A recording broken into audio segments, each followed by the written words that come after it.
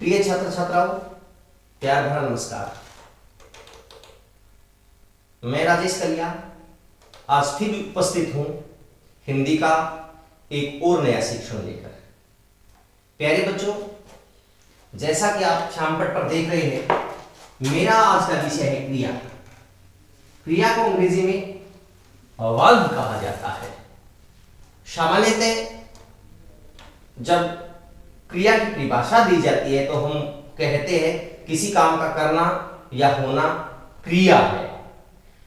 हम शब्द शेष की परिभाषा अगर दें तो ये कहेंगे वे शब्द जिनके द्वारा किसी कार्य का करना या होना पाया जाता है उन्हें क्रिया कहते हैं। जैसे खेलना, लूटना, जीतना, हंसना, चढ़ना, पढ़ना, लिखना, बनाना, थकना, चुनना, घबराना, उड़ना, जमना, सजाना, ये सब क्या है?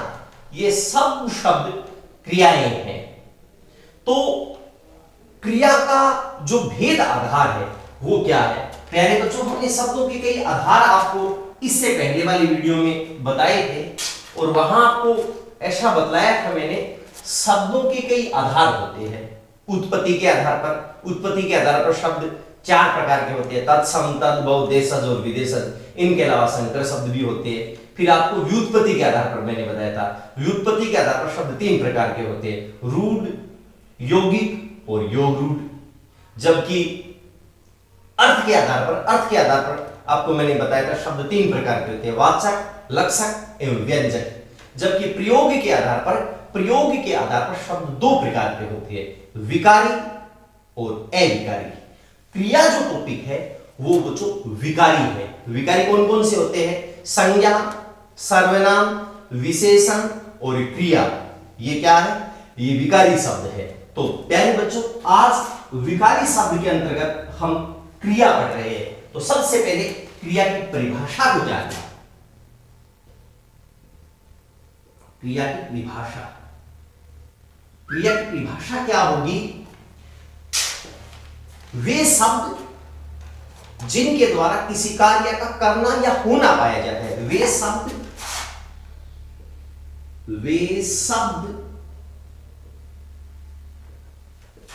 जिनके द्वारा किसी कार्य का करना या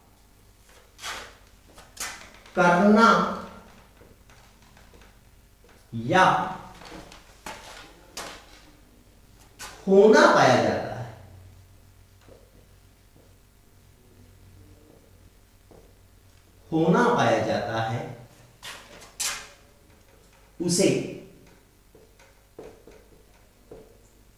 क्रिया कहते हैं। ऐसा शब्द जिससे हमें यह पता चले कि अमुक कार्य हो रहा है या अमुक कार्य को किया जा रहा है, तो वो शब्द क्या है? वो क्रिया है। जैसे खेलना है, कूदना है, हंसना है, लूटना है, जीतना है, ये सब क्या है? ये क्रिया है। जैसे हंसना, सजाना, खेलना आदि, ये शब्द क्या है?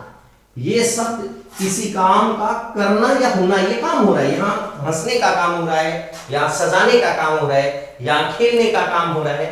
तो खेलना, लूटना, जीतना, हंसना, रोना, चढ़ना, पढ़ना, लिखना, बनाना, थकना, घबराना, उड़ना, ये सब तमाम शब्द जिससे हम ये समझ रहे कि कोई काम हो रहा है, वो शब्द क्या है? वो शब्द क्रिया है।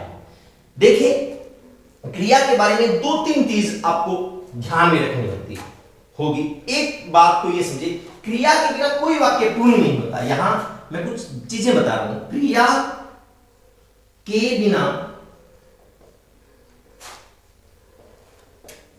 कोई वाक्य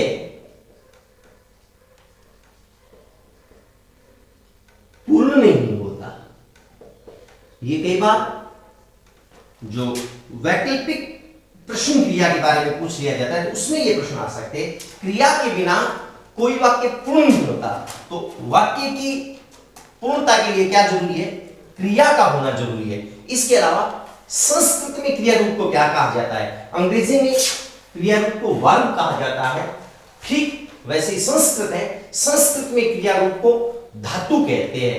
हिंदी में उन्हीं के साथ ना लग जाता है, जैसे पढ़ है, पढ़ के साथ ना लगने से पढ़ना, उठ के साथ ना लगने से उठना, लिख के साथ ना लगने से लिखना, और हंस के साथ ना लगने से हंसना। तो इस बात को भी आप समझे। तो चलो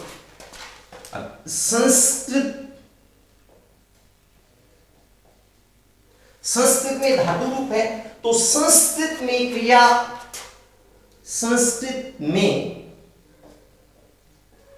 क्रिया रूप को क्या कहा जाता है? धातु कहा जाता है। संस्कृत में क्रिया रूप को धातु कहते हैं, क्रिया रूप को धातु कहते हैं, और हिंदी में के आगे क्या लग जाता है?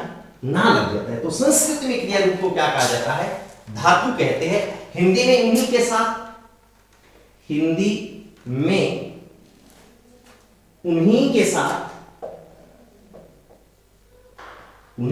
क्या लगा दिया जाता है? उन्हीं के साथ ना लग जाता है, उन्हीं के साथ ना लग जाता है। जैसे खेल शब्द है, खेल के साथ ना लगा दिया, क्या बना खेलना। पढ़ के साथ ना लगाने से पढ़ना। तो संस्कृत में क्रिया रूप क्या कहलाता है? संस्कृत में क्रिया रूप जो है वो धातु कहलाता है। या कई बार ऐसा भी पूछा जाता है कि धातु रूप कहलाती है, तो धातु रूप क्रिया कहलाती है। अब देखिए अगली एक और जो महत्वपूर्ण बात है क्रिया के बारे में, उनको भी आप समझने का प्रयास करें। देखिए किसी वाक्य में कर्ता, कर्म और काल, इसकी जानकारी किससे मिलती है? इसकी जानकारी वाक्य में कर्ता कौन है? राम बाजार गया, तब यहां जाना क्रिया है, गया क्रिया है, तब हमें यहां काल का पता चला, यहां हम कर्ता का पता चला और कर्म का पता चला। तो किसी वाक्य में इस बात को भी आप बखूबी समझे, किसी वाक्य में कर्ता, किसी वाक्य में कर्ता, कर्म व काल, कर्ता कर्म व काल की जानकारी किससे मिलती है? किसी वाक्य में कर्ता, कर्म व काल की जानकारी भी किससे मिलती है? इसकी जानकारी भी क्रियापद से प्राप्त हुई। ये जानकारी भी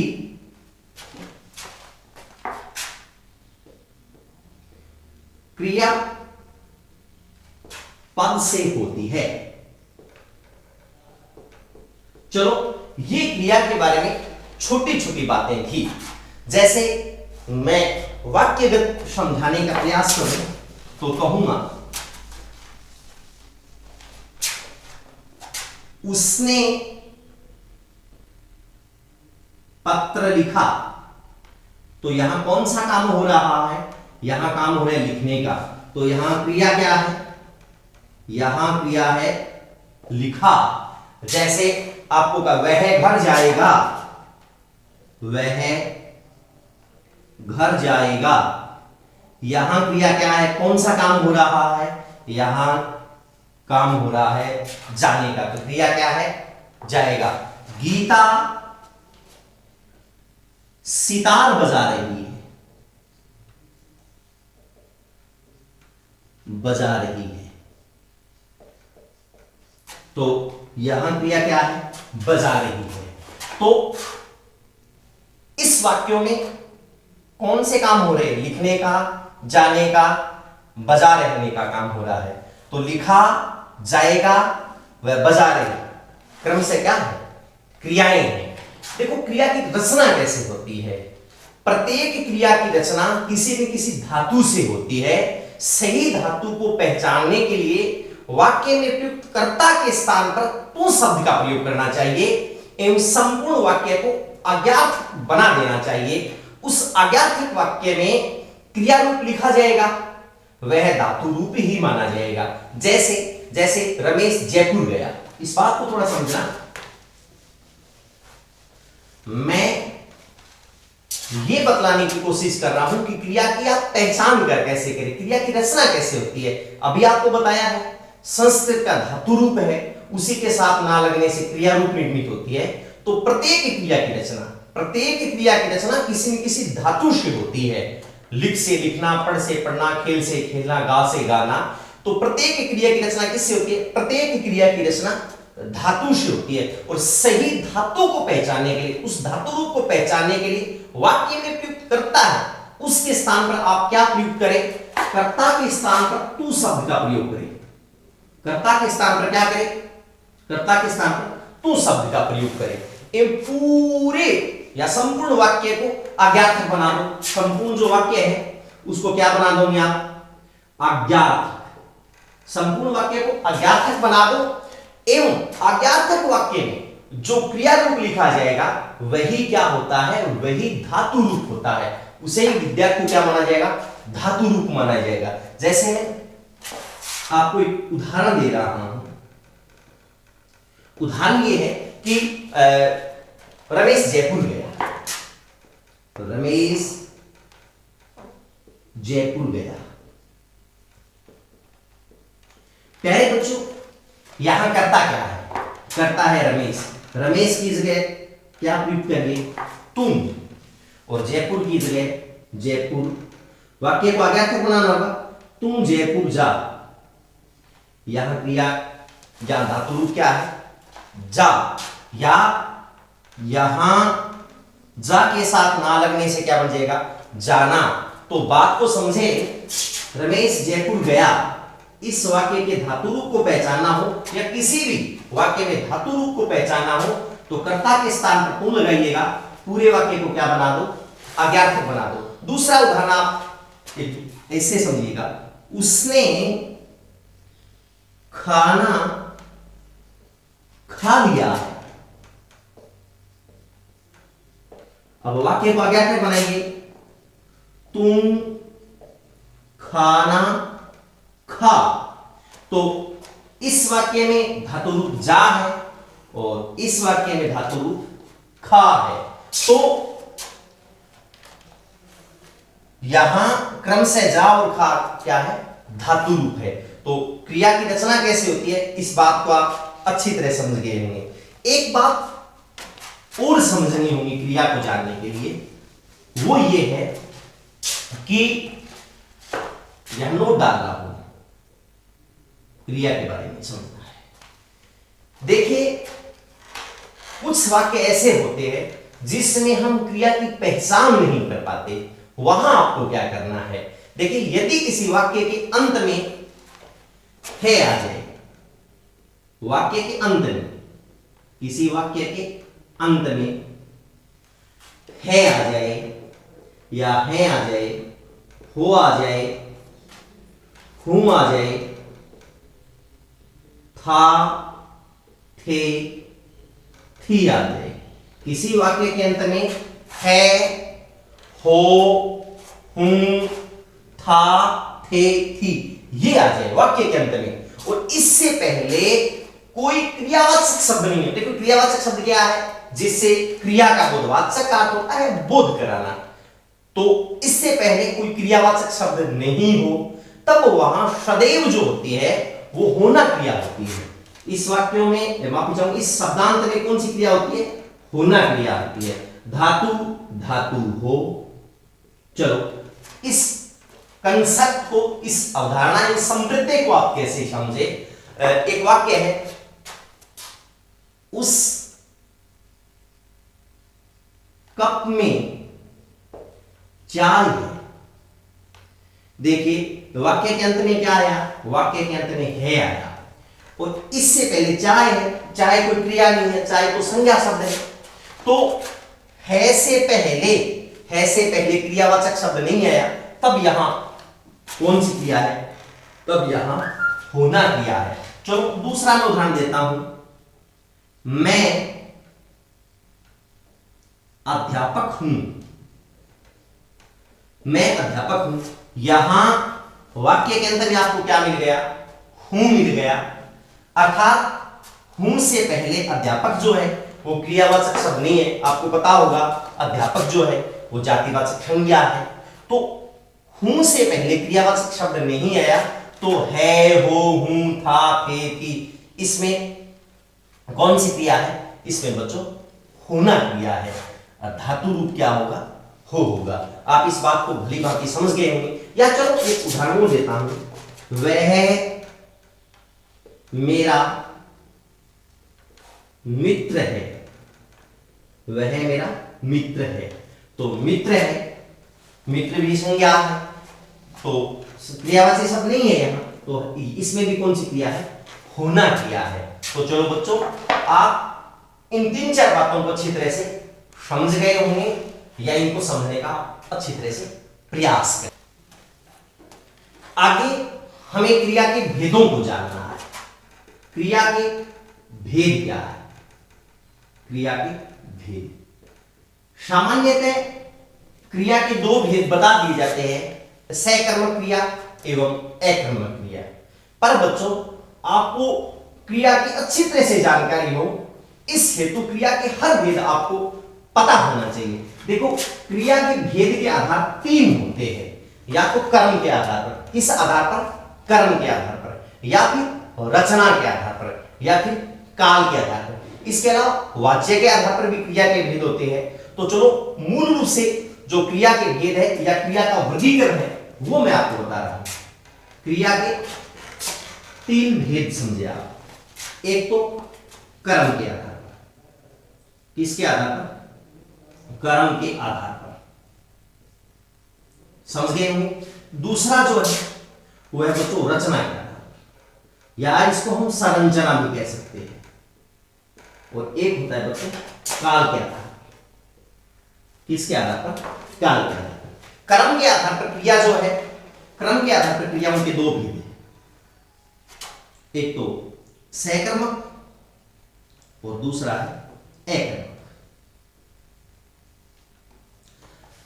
रचना, संरचना या प्रयोग, इसके आधार पर क्रियाओं के कई भेद हैं। देखिए, वाक्य को हम जब प्रयोग में ले रहे हैं तो इसका आधार कई प्रकार से हो सकता है। देखिए, वो क्रिया सामान्य क्रिया हो सकती है, सामान्य क्रिया है, या संयुक्त क्रिया है, सामान्य क्रिया है, संयुक्त क्रिया है, प्रेरणार्थक क्रिया है,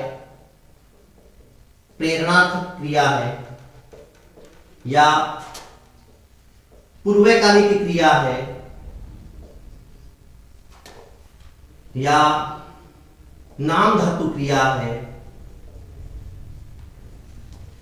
या मुख्य क्रिया है, सहायक क्रिया है, कृदंत क्रिया है, सजातीय क्रिया है, अनुकरणात्मक क्रिया है। ये कई भेद, कोई इनका ऐसे प्रश्न नहीं पूछा जैसा कि रचना या प्रयोग के आधार पर क्रियाओं के कितने भेद? कई भेद होते हैं। सामान्य क्रिया है, संयुक्त क्रिया है, प्रेरणात्मक है, पूर्वकालिक है, नाम धातु है, अनुकरणात्मक है, सजातीय है, कृदंत है, मूल या मुख्य क्रिया है, या सहायक क्रिया है, हेल्पिंग वर्ब है। ये रचना या संरचना के आधार पर क्रियाओं के कई भेद होते हैं। अब बात रही काल के आधार पर। देखिए, काल के आधार पर क्रियाओं के 3 भेद होते हैं। काल के आधार पर क्रियाओं के कितने भेद होते हैं? काल के आधार पर क्रियाओं के 3 भेद होते हैं। इनको अच्छी तरह से समझना। एक तो होता है बच्चों भूतकाल। क्या होता है? भूतकाल। दूसरा होता है वर्तमान काल। कौन सा होता है? वर्तमान काल। और आने वाला भविष्य काल। तो काल के आधार पर क्रियाओं के कितने भेद होते हैं? काल के आधार पर क्रियाओं के 3 भेद होते हैं। भूतकालिक क्रिया, वर्तमान कालिक क्रिया और भविष्यकालिक क्रिया। टेंस जो है वो अंग्रेजी के आपने पढ़े होंगे और आपको कठिन भी लगे होंगे। मेरा ये मानना है कि हिंदी के जो काल है वो अपने आप में नॉलेजेट है, उनको अच्छी तरह से पढ़ना चाहिए, वास्तव में ही ज्ञानवर्धक है। देखिए, भूतकालिक क्रिया, भूतकाल की क्रिया मैंने एकदम राजस्थानी में बताऊं, एक सूत्र याद रख लियो, कैसे आपको ऐसे है कि एक सूत्र याद रखना है કે સાપો એસ આવી સર કોઈ સાપો કોને સાપા એસ है ये याद रखना बच्चों सापो कद एस है और वर्तमान में ये याद रखना है कि एस सापो एस ही एस है आगे की दिक्कत को नहीं और भविष्य में याद रख लियो एस।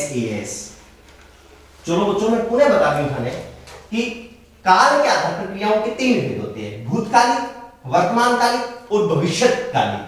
भूतकाल को याद रखने के लिए क्या एक सूत्र याद रखना, एक ट्रिक दिमाग में रखनी है कि सापो एस है अगली साल कोई सापो को नहीं और वर्तमान काल की एस है अगली साल को मौज होगी सापो एस है ये याद रखना। वर्तमान काल एस और भविष्यकालिक को कैसे याद रखें एस। चलो भूतकालिक की क्रिया है उनका मैं भेद बताता हूं। सा से बच्चों बनेगा सामान्य, कौन सी क्रिया सामान्य भूतकालिक की क्रिया। आ से बनेगा बच्चों आसन भूतकालिक की क्रिया। आ से क्या बनेगा आसन भूतकालिक की क्रिया। पा से बच्चों बनेगा पूर्ण भूतकालिक की क्रिया। ऐसे बनेगा अपूर्ण वर्तमानकालिक, माफ कीजिएगा भूतकालिक। ऐसे क्या बन जाएगा अपूर्ण बन जाएगा। सा से सामान्य, आ से आसन, पा से पूर्ण, ए से अपूर्ण, से बनेगा संदिग्ध। से क्या बनेगा संदिग्ध। और अंतिम क्या बचा है से बनेगा बच्चों हेतु मध्य। प्यारे बच्चों एक बार पुनः मैं इनको दोहरा रहा हूं। भूतकालिक की क्रिया के भेदों को जानने के लिए छोटी सी ट्रिक याद रखना। शापो एस है, सा से सामान्य, आ से आसन, पा से पूर्ण, ए से अपूर्ण, से संदिग्ध, है से हेतु मध्य। अब वर्तमान काल का एक ट्रिक बताया है आपको। एस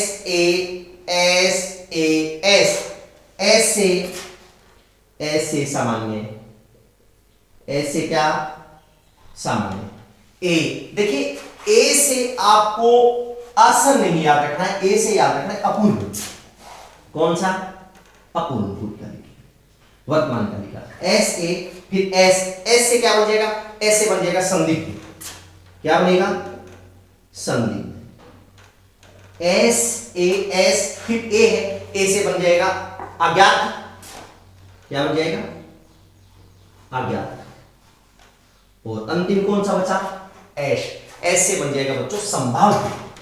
क्या बन जाएगा संभाव्य। चलो एक बार फिर बता देता हूं वर्तमान कालिक की क्रियाओं के कितने भेद होते हैं 5 भेद होते हैं। सूत्र एस ऐसी ट्रिक याद रखनी है, कोई किताबी ट्रिक नहीं है। ऐसा नहीं है कि वास्तव में ये किसी व्याकरण ने दी हुई है, ये खुद मेरा व्यक्तिगत याद रखने का एक तरीका है। आप इसे जुड़ाकर इस बात को याद रख सकते हैं। ऐसे क्या बन जाएगा सामान्य, ए से अपूर्ण, वैसे भी ऐसे सामान्य बन जाएगा। फिर आशन और पूर्ण, ऐसे क्या बन जाएगा अपूर्ण। फिर ऐसे संदिग्ध। फिर ए है देखो अपूर्ण तो बनता नहीं है, तो ऐसे आप याद रखिए अज्ञात है। फिर ऐसे संभव है। और एस इससे सीधा याद रख लोगे। ऐसे बच्चों सामान्य, ऐसे सामान्य। दूसरा ए है, ए से अज्ञात, ए से क्या है अज्ञात। और ऐसे संभव। चलो बच्चों मैंने क्रिया के भेदों के बारे में बताया। क्रिया के भेदों के कई आधार होते हैं। क्रम के आधार पर क्रियाओं के कितने भेद है 2 भेद है, सकर्मक क्रिया और अकर्मक क्रिया। रचना प्रयोग या संरचना के आधार पर क्रियाओं के 3 भेद है। सामान्य रचना संरचना या प्रयोग के आधार पर क्रियाओं के कई भेद है। सामान्य क्रिया है, संयुक्त है, प्रेरणार्थक है, पूर्वकालिक है, नाम धातु है, कृदंत है, सजातीय है, अनुकरणात्मक है। ये कई प्रकार की क्रियाएं होती है। काल के आधार पर क्रियाओं के 3 भेद है, भूतकालिक क्रिया, वर्तमानकालिक क्रिया और भविष्यकालिक क्रिया। भूतकालिक क्रियाओं के बारे में आप एक ट्रिक याद रखोगे, शापा एस है। वर्तमानकालिक क्रियाओं को याद रखने की ट्रिक याद रखोगे एस। और भविष्यकालिक क्रियाओं को याद रखने का ट्रिक जो है वो है SAS। हालांकि एक बात और बता देता हूं, सैकड़ों की क्रिया है, उनके पूरे कितने भेद कर दिए जाते हैं? 2 भेद कर दिए जाते हैं। एक तो एक कर्मक जिसमें कर्म एक हो, और दूसरा है द्विकर्मक जिसमें कर्म 2 हो। अब कर्म 2 कैसे होते हैं? कौन सा निर्जीव कर्म होता है, कौन सा सजीव कर्म होता है, मुख्य कर्म क्या होता है, गौण कर्म क्या होता है, ये तमाम जानकारी आपको अगले वीडियो में मिलेगी। आज आपको ये कक्षा कैसी लगी, इसमें आपको कमेंट आदि कर हमें बताना होगा।